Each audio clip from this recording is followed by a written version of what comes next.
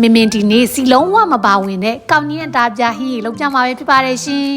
အကျွေးစီလောက်ပဲရှိရဲ့အသားသုံးကိုလက်ဖွားစာအလောက်ကြီးအောင်နှုတ်ပြတော့မှာပဲဖြစ်ပါတယ်ရှင်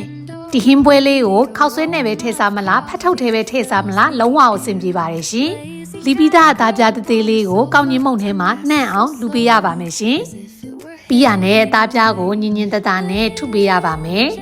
ထူတဲ့အချိန်မှာအသားပြပေါ်ကကောင်းကြီးမုံမရှိတော့ဘူးဆိုလို့ရှိရင်ကောင်းကြီးမုံနဲ့ထပ်ပြီးတော့နှံ့အောင်လူပြီးတော့ထပ်ခါထပ်ထုပေးရပါမယ်ရှင်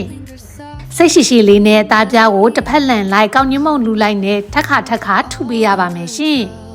ထူတဲ့အချိန်မှာအသားပြမပြေအောင်လို့ညင်ညင်တတနဲ့စိတ်ရှိလေးထုပေးရပါမယ်ရှင်ဒီလိုနဲ့ပဲအသားသုံးတသေးလေးကနေပြီးတော့လက်ဖွားစာလောက်တောင်ကြီးရဲ့အသားပြရရှိသွားပါပြီရှင်အသားပြကိုချက်ရင်အုပ်သားနဲ့လည်းလုပ်လို့ရတယ်လို့ဝက်သားနဲ့လည်းလုပ်လို့ရပါတယ်ရှင်အသားနဲ့မညီအောင်လို့အသားပြမလုပ်ခင်မှာကျင်းစားဟင်းချိုမုံနဲ့ကြိုပြီးတနာရီခန့်နှပ်ပြီးသားပါရှင်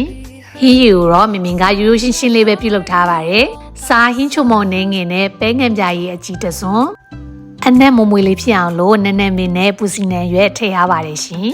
ပွက်ဆူတဲ့ရည်နွေးထဲကိုအသားပြထည့်ပြီးရောပြုတ်လို့ရပါပြီရှင်အသားပြကပပလေးပဲဆိုတော့10မိနစ်ခန့်ပြုတ်ရုံနဲ့ကျက်သွားပါပြီစီများတဲ့အစားစီကြောစားရင်မစားချင်တဲ့ချိန်ကျရင်မင်းလိုလိုက်လှုပ်စားကြည့်ကြပါရှင်ပြင်ဆင်ထားတဲ့စားပလာထဲကိုရင်းနှွေးထည့်ပြီးပြီဆိုလို့ရှိရင်ပြုတ်ထားတဲ့အသားပြထည့်လိုက်လို့ရပါပြီရှင်အသားပြကလုံးဝကိုနူးညံ့ဤဆက်ပြီးရောဟင်းချိုရည်လေးကလည်းမမွေးလေးနဲ့အရသာရှိပါတယ်ရှင်